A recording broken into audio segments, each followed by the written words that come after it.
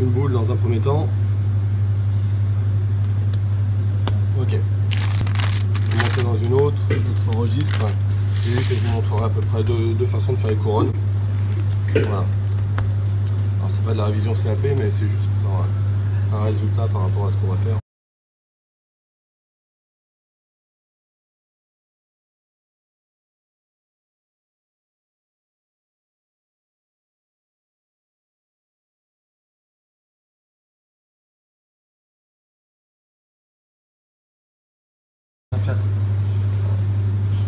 La clé, la soudure. Alors, on dit, on peut en dire deux. On peut en dire trois, voilà. On peut dire trois.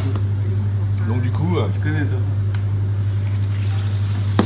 Donc là, nos petits panetons, on les laisse bien en fermentation. Il n'y a pas de souci. On va prendre une plaque noire avec une feuille usagée mais propre.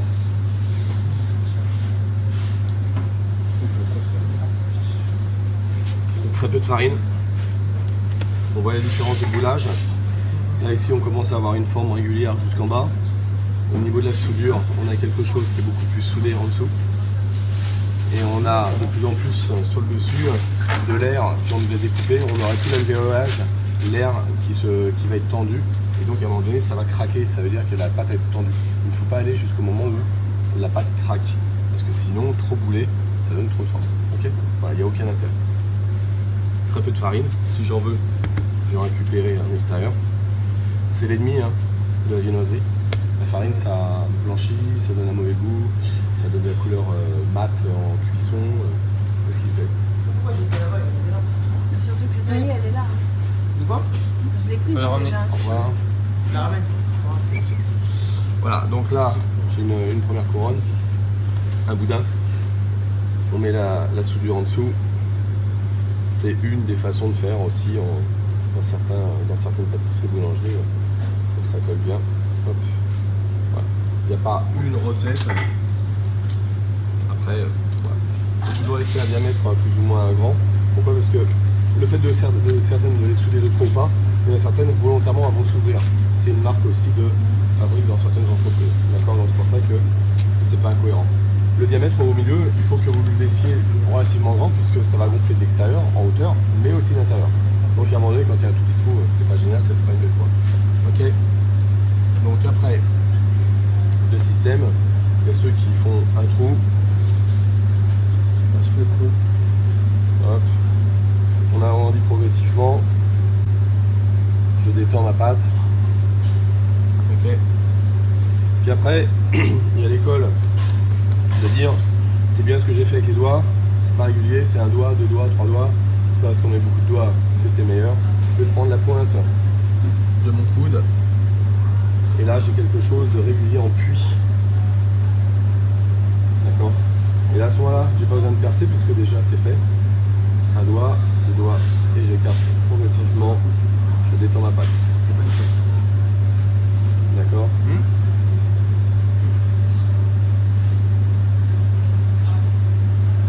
Donc sans déchirer. Ah ouais, le bouton il est là. Et l'autre, je me suis arrêté avant. L'autre, c'est pareil, il suffit de mettre un petit peu.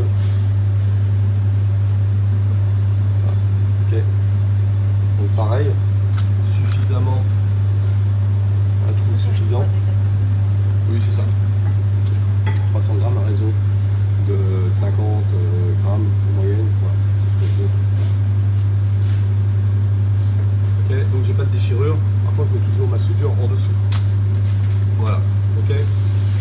Sur l'ensemble, il y en a aussi. De toute façon, on va la laisser pousser naturellement. Il y en a certains pour avoir une pousse régulière, bien affinée. Alors, sur une plaque, ça colle tout de suite. Voilà. Et puis au milieu, pareil, on fait aussi pareil. Vous allez voir le résultat, vous allez dire ah bon, mais alors ça veut dire que tout a poussé. Est-ce qu'elle va avoir une forme conique, ovoïde, rectangulaire? Est-ce qu'elle va rester comme ça? Elle va reprendre sa forme poussée qui va être comme ça. Alors pourquoi? Quel est l'intérêt? À part perdre du temps.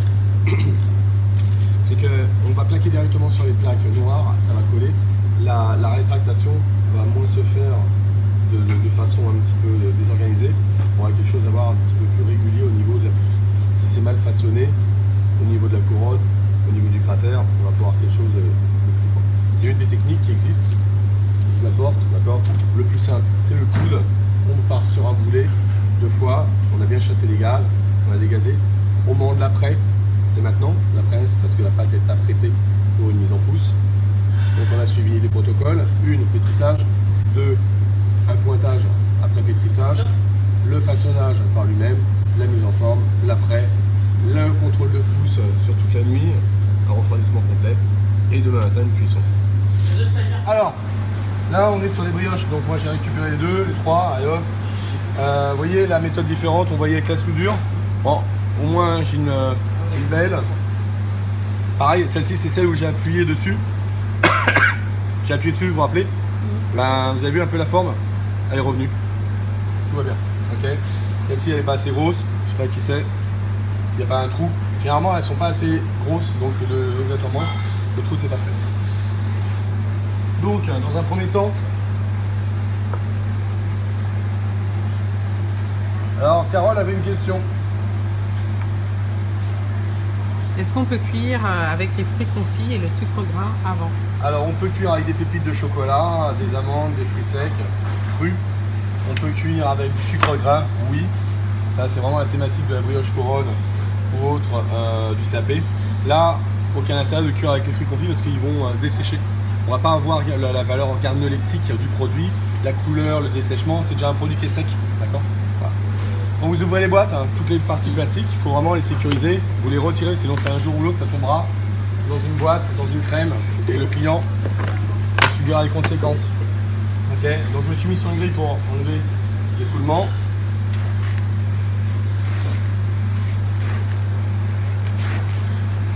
Donc on n'aura pas du tout le même aspect. Je les ai pas coupés, on peut les couper aussi, hein. Il n'y a pas de souci.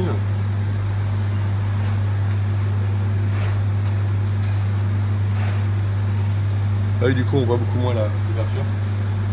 Ça marche. Vous en faites en entreprise? Non, chef? Non, on en faisait. J'en faisais, ça marche plus? Non, j'en faisais parce que j'ai changé de boutique plus tôt. Ensuite, vous avez devant vous différents produits. On peut aller jusqu'au melon, au rhubarbe, aux différents produits, citron, orange, pamplemousse, d'accord? Il faut juste que ça soit gourmand. Là, c'est des aiguillettes d'orange, on a des aiguillettes aussi de citron. C'est pas avec. Ça, du sucre glace, l'amidon. On peut mettre aussi bien le bigarro entier. On peut le découper. On peut avoir des quartiers entiers, des demi, des mandarines. Alors plus évidemment on est dans un budget de gourmandise sans problème, mieux sera la décoration. Alors voilà, un truc qui est vraiment énervant, c'est quand vous ouvrez des boîtes et que tous les petits bouts qui ont été faits ont été remélangés. Alors c'est où vous prenez une boîte.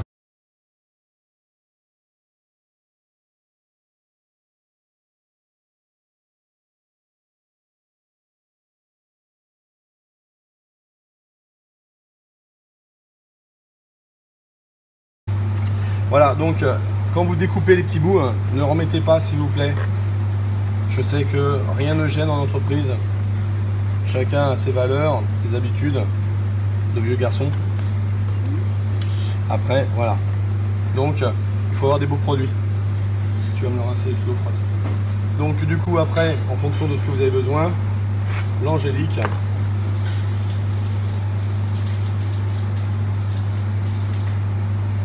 Ça vous permet d'avoir. Hop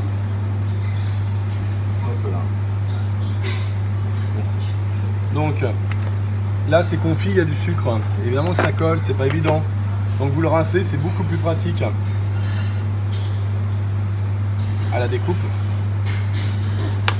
On a un produit qui est toujours gorgé de sucre, mais qui est plus facile. Voilà, c'est la petite astuce. Et les petits bouts tout de suite, si vous ne les utilisez pas, parce que vous n'avez pas besoin, vous voyez.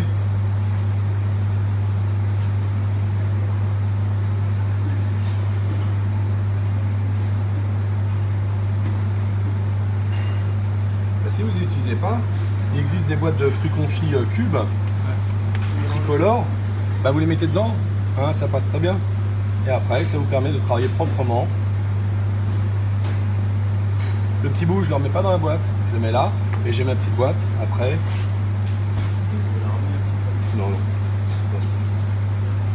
Alors, je perce un petit peu parce que ça me permet de gagner du volume. Alors, évidemment que la brioche provençale comme celle-ci, c'est bon si vous l'aromatisez aussi.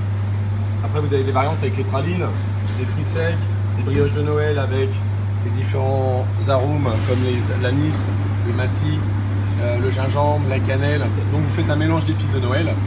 Vous mettez des fruits cubes, des fruits figues, des raisins. Vous avez un mélange, c'est gourmand. Alors attention après, ne pas trop dévier, ne faire pas des gloubi-boulga, faire des mélanges qui ne servent strictement à rien. D'accord? Donc il faut vraiment que ça reste propre, agréable. Voilà. Là c'est une brioche nature qui est légèrement parfumée à la fleur d'oranger. Donc j'ai rajouté une pâte fermentée dedans et de la pâte à pain. Ma pâte à pain, ça m'a permis d'avoir un produit. Ça me permet d'avoir un produit un petit peu plus fin avec une fermentation beaucoup plus rapide. Bon, j'ai un micro-alvéolage. On garde la mie. On vient sentir, on doit avoir une légère acidité, fermentation. On ne doit pas emporter non plus, hein, ça ne doit pas sentir ce qu'on appelle le pourri. On doit être sur quelque chose de pur, d'agréable, pas sec, une croûte fine. Ça pose pas de problème si c'est pas trop bien doré puisque du coup on va cacher l'ensemble. D'accord? Donc là sur l'analyse sensorielle, organoleptique, on va faire le test et ça va permettre d'avoir un bon produit, de finir là-dessus. Bon appétit.